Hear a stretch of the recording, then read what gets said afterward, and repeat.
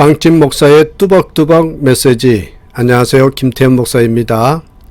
오늘은 로마서 묵상 28번째 시간인데요. 로마서 9장 1절에서 5절의 말씀 가지고 하나님의 마음에는 늘 영혼이 있다. 하나님의 마음에는 늘 영혼이 있다. 이런 제목으로 말씀을 나누겠습니다. 미국의 이 두류 대학교의 레너스 스윗 교수라는 분이 계신데 그분은 교회를 4종류로 나누시더라고요. 이 좋은 모습에서 나쁜 모습으로 이렇게 변해가는 것이라고 생각해도 되겠습니다. 첫 번째는 선교적인 교회입니다. 가장 바람직하고 본질적인 교회의 모델입니다. 선교 중심, 전도 중심, 생명을 중요시 여기는 그런 역사가 있는 교회죠. 모든 일을 복음을 전하기 위해서 하고 하나님의 나라를 확장하는 일에 신경을 쓰는 교회입니다. 두 번째는 목회적인 교회입니다. 사역 중심의 또 행정 중심의 교회겠죠. 전도, 선교 중심의 교회가 열심을 잃게 되면 이렇게 바뀝니다. 목회적 교회로 변질된단 말이죠. 성도들은 더 이상 복음을 전하지 않습니다. 그냥 사역 중심, 목회 중심, 행정 중심의 교회로 탈바꿈하고 맙니다. 교회 안에서만 관심을 갖는 경우죠. 선교적인 교회가 사람 중심인 그런 교회라면 목회적인 교회는 일 중심의 교회라고 볼 수 있겠죠.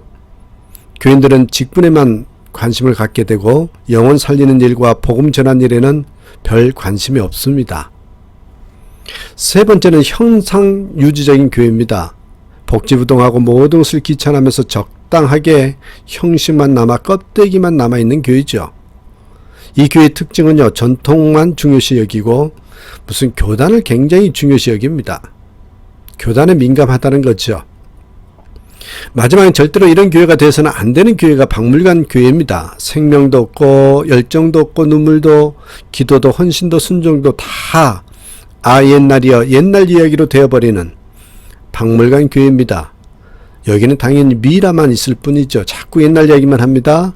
미라 같은 성도들로 가득 차게 되죠. 쉽게 말하면 죽은 교회, 죽은 성도입니다. 자, 이 모습을 자세히 보면 사랑의 정도입니다. 사랑의 정도. 영혼에 대해서 얼마만큼 사랑하느냐, 그것에 대한 정도에 따라서 점점 식어지면 변질이 되고 박물관 교회가 된다라는 것이죠. 소위 말하면 사랑이 점점 식어져가는 모습을 그리는 모습이라고 생각하시면 됩니다. 사랑이 있으면 절대로 박물관 교회가 될 수 없지요. 근데 여러분, 이건 교회뿐만이 아닙니다. 오늘날 저를 비롯해서 목회자도 마찬가지라는 생각이 듭니다. 어느 목사님이 이런 이야기를 하시더라고요. 오래전에 그 목사님의 아내가, 사모님이 친정아버지에게 구두표를 선물한다고 친정에 갔다가 구두표를 잃어버린 적이 있었답니다. 그 사모님은 구두표 2장을 잃어버린 것 때문에 며칠을 아까워하면서 속상해 하더라는 거죠. 그 모습을 보면서 이 목사님이 생각을 했답니다. 아, 그렇구나. 내가 목회를 하면서 교회를 구두표 1장만큼이라도 귀한 줄 알면 행복한 목회, 하나님이 기뻐하신 목회를 하겠는데, 그런 생각이 들더라는 거죠. 반성이 되더랍니다.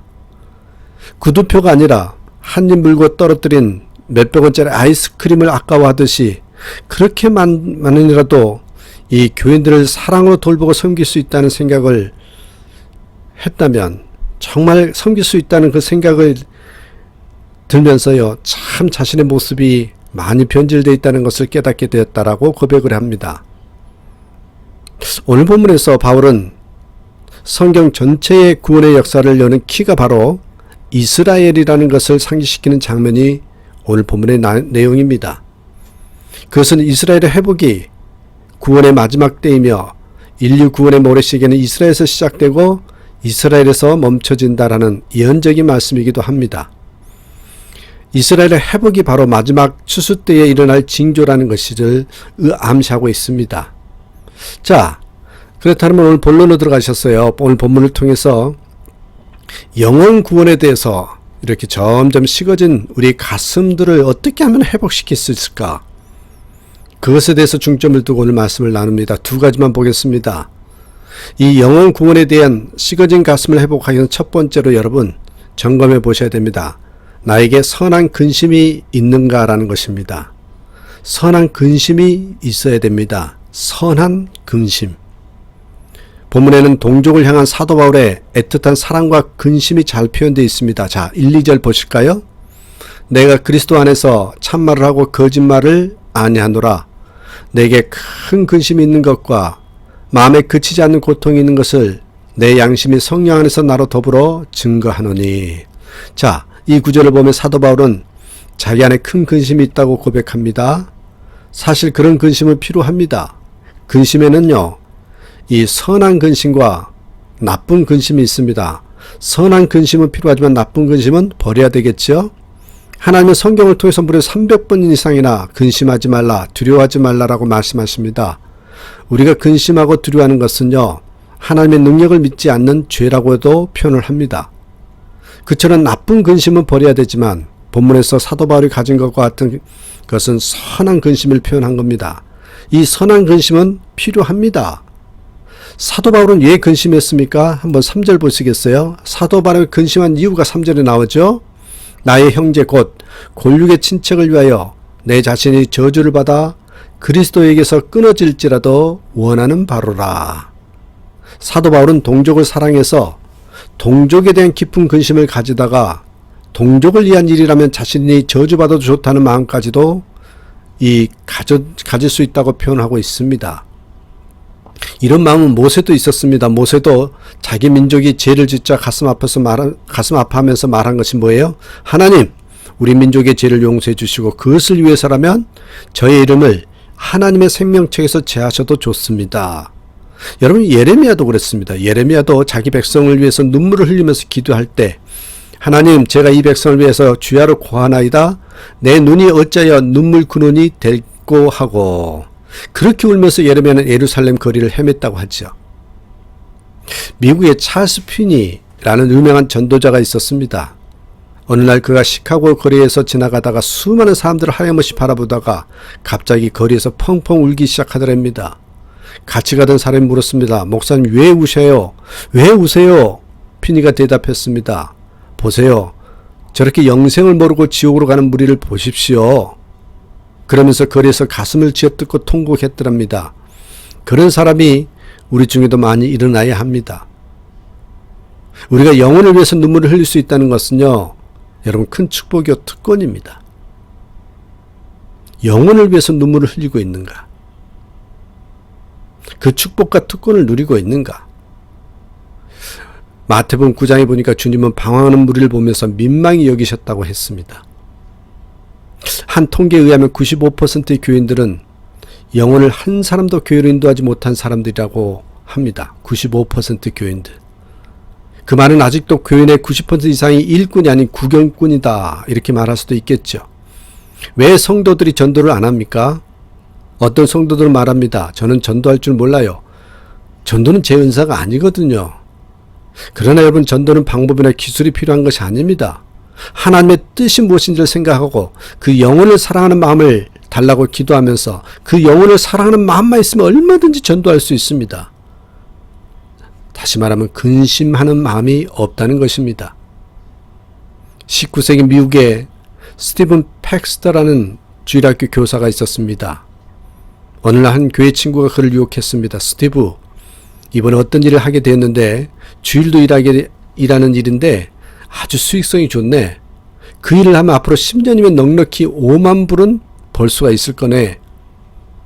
여러분, 당시 5만 불은 굉장히 큰 돈이었답니다. 그 유혹을 받고 스티브가 말했습니다.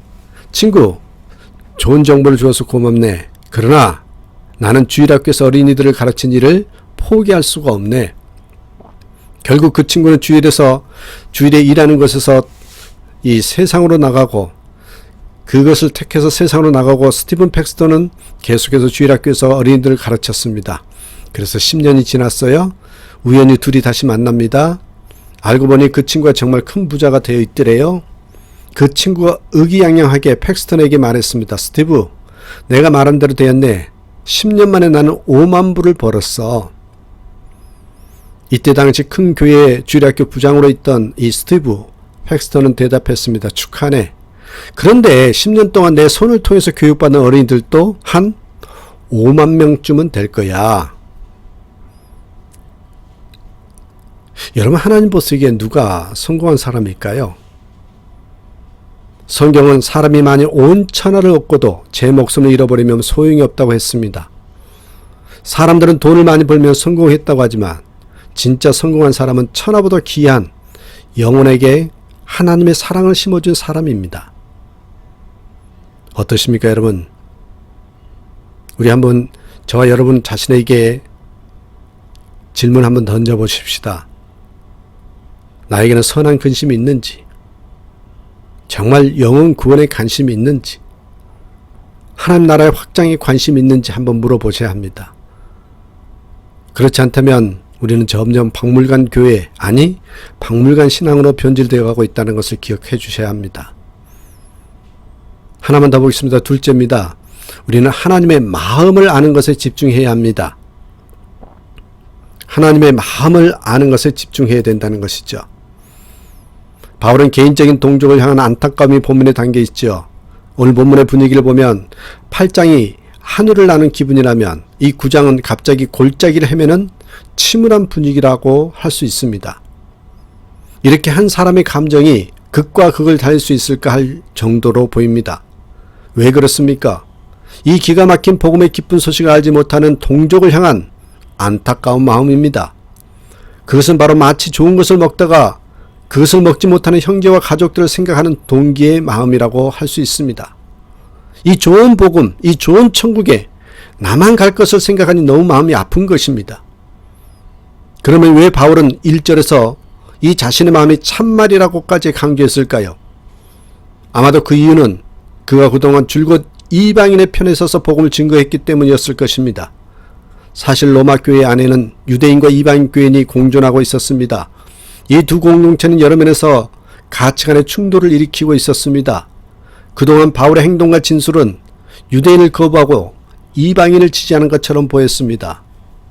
그러나 이것은 바울의 마음을 한쪽만 아는 것입니다. 바울은 이제 유대인의 구원 문제에 대해서 진지하게 취급하고 있습니다. 하나님의 약속이 하나님이시라면 그 하나님의 약속이 어떻게 성취될 것인지에 대해서 깊이 논하고 있습니다.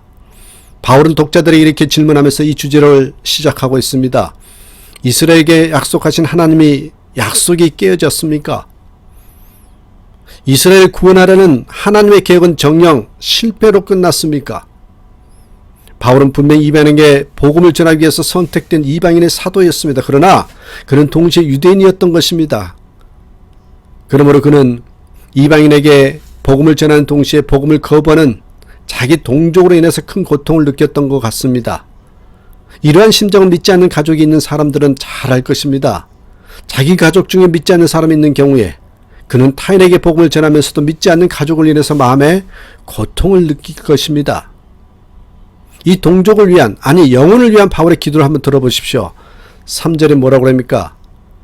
나의 형제 곧 골육의 친척을 위하여 내 자신이 저주를 받아 그리스도에게서 끊어질지라도 원하는 바로라.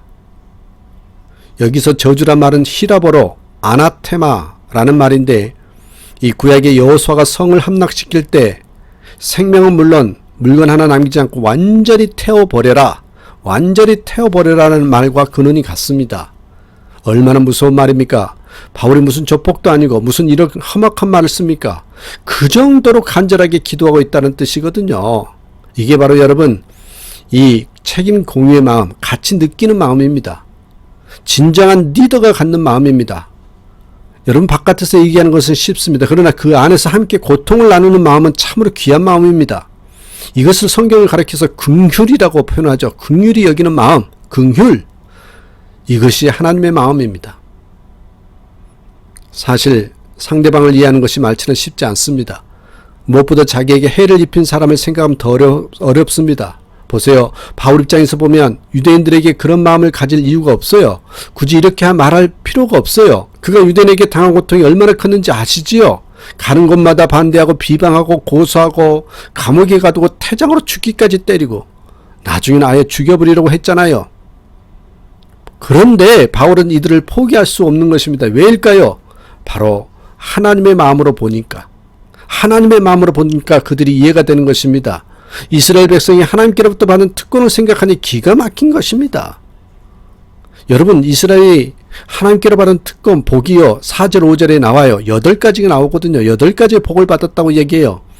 제가 읽어드릴게요. 4절 5절. 저희는 이스라엘 사람이라 저희에게는 양자됨과 영광과 언약들과 율법을 세우는 것과 예배와 약속들이 있고 조상들도 저희 것이요 육신으로 하면 그리스도가 저희에게서 나셨으니 저는 만물 위에 계셔 세세의 찬양을 받으실 하나님이시니라. 아멘.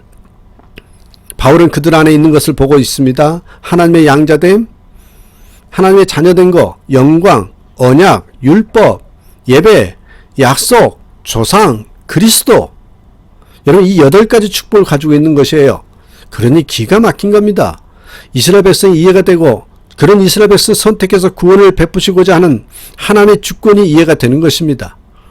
감정적으로는 망하게 내버려 두고 싶어요. 지 인생 지가 사는 거지. 그런데 안 돼요. 너무 마음이 아파요. 이게 아비의 마음이요 어미의 마음인 것입니다. 영혼을 향한 긍휼의 여김, 이것이 하나님이 하나님의 자녀에게 주시는 가장 큰 선물입니다.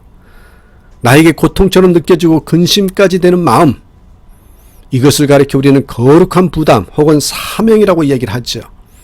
옆에 써놨는데 여러분, 사명이란 영어로 미션입니다. 우리가 선교라고 번역하지만 원래 여러분 의미는 미시오 다이, 이 미시오 마음, 다이 하나님의 마음이 정확한 번역이랍니다. 선교는 뭐냐? 하나님의 마음이라는 거죠. 어떻습니까? 여러분은 다른 사람의 구원 문제로 인해서 이렇게 염려하고 고민하고 고통을 느껴본 적이 있습니까? 하나님을 알지 못하는 영혼들을 향한 그 안타까움을 가진 사람이라면 누구나 다 이와 비슷한 고통을 느낄 것입니다. 왜요? 이게 하나님의 마음입니다. 이게 하나님의 마음이기 때문에 그렇습니다. 진정 하나님의 자녀라면 이 마음을 소유해야 한다는 것입니다. 우리 안에는 누군가를 향한 큰 슬픔과 끊임없는 고통이 있는지요? 누구에게 어떤 일의 마음을 가져보십시오. 그것이 여러분에게 주시는 사명입니다. 우리들의 인생은 지금 어디에 쏟아 부어지고 있는지요?